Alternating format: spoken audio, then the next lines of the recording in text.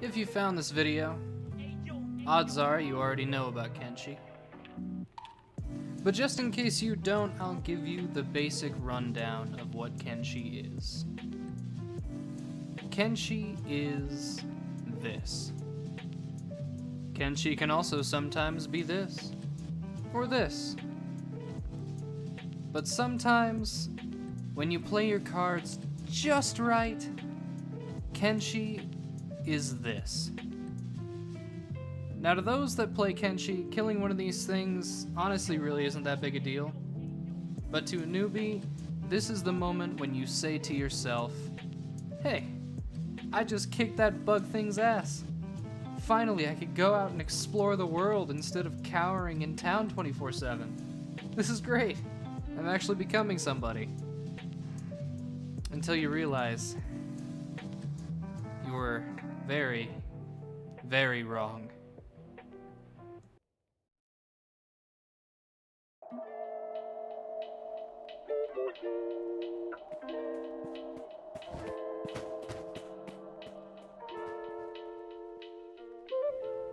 As you might have guessed from the intro, Kenshi isn't exactly an easy game.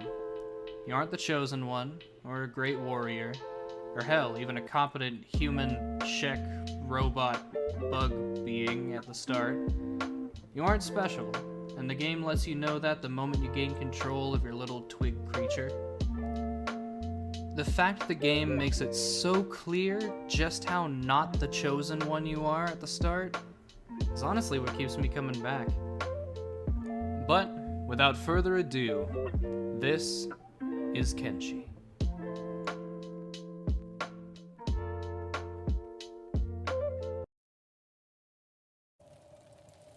Yep. There are many starts in Kenshi, but the one that I chose today is the Holy Sword. Now, this isn't going to change the beginning of the game much at all, because even though our sword is god tier, our character is not. So, we're gonna have to get them up to speed. There's not a whole lot of ways that you can do that, at the start at least, without getting your ass absolutely handed to you. And that's exactly what I plan on doing. But first, we gotta clean this place up.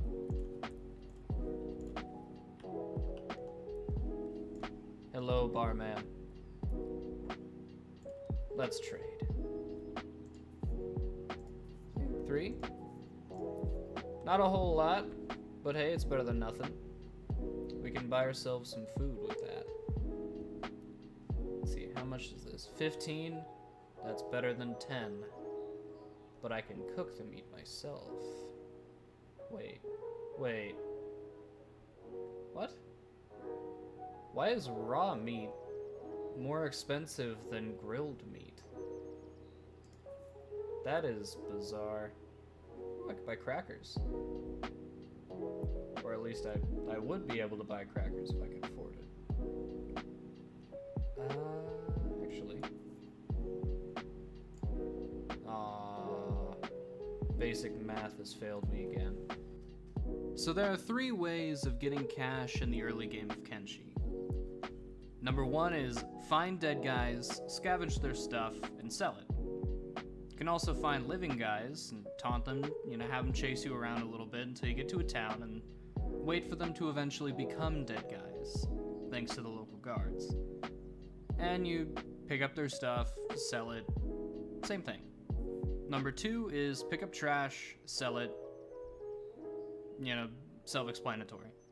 Number 3, however, is probably the most rewarding, and that's find some copper or iron and mine it.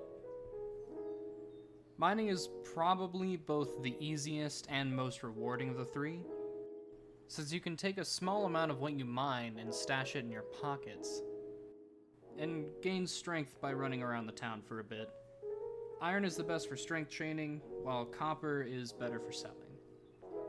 And if you're lucky, you'll get mugged while you mine. Now why is that lucky? Well, every time someone beats you over the head with a piece of rebar, you gain toughness experience. Getting mugged a lot in the early game is actually in your best interest. The higher your toughness, the more damage your skull can soak up before you have to be put into a coma.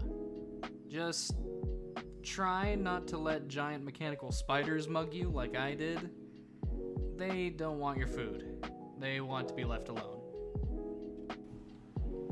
So here's the thing about Kenshi. It's got 3 speeds, and if you're doing some monotonous task, like mining, there's a good chance that you won't be looking at the screen 100% of the time, and that's exactly what happened here. This would be a good time to mention the point of this game. There isn't one. Now, the game is structured in a way where the only real objective is to stay alive for as long as possible. You can't do any cool stuff if you're dead, right? So, this has led to quite a few different ways to go about playing Kenshi, each having their own benefits and drawbacks in one way or another. However, there are 2 main structures of play that most people adhere to. There's the standard save scumming way, where you save your game more than you blink and you reload whenever your character does so much as stub their toe. And the pure experience way, where you stub your toe on purpose just to show the game that you aren't afraid of making mistakes and, in fact, relish in the pain-riddled consequences. I tend to move more towards the latter. I personally like the stories that come along with failure. Like the one time I tried to make my own gang and everybody died in this massive battle, and the only survivor was my original dude who in the midst of chaos got his leg cut off, and there was blood everywhere, and he had to crawl away from all the chaos while all of his friends died in the background just so he could escape. Yeah. He dedicated the rest of his life to trying to get revenge, but it didn't last very long, because as he was crawling back to try and get to a Hiver village to get a new leg, well, he found himself a one-way ticket right into a big thing's belly. Yeah, that was kind of a sad one. I guess I should rephrase my first statement. The point of Kenshi is to make stories, to live in the world and carve a small piece of it out for yourself. And while save scumming your way to a perfect run where you have everything, you've taken over every town, you've killed every boss, that's fun. That's always fun. But it just doesn't have the same feeling of accomplishment that a pure run has. But no matter how you play this game, the story you create will always be a great one. Unless you spawn in and immediately get killed by a skeleton. Yeah,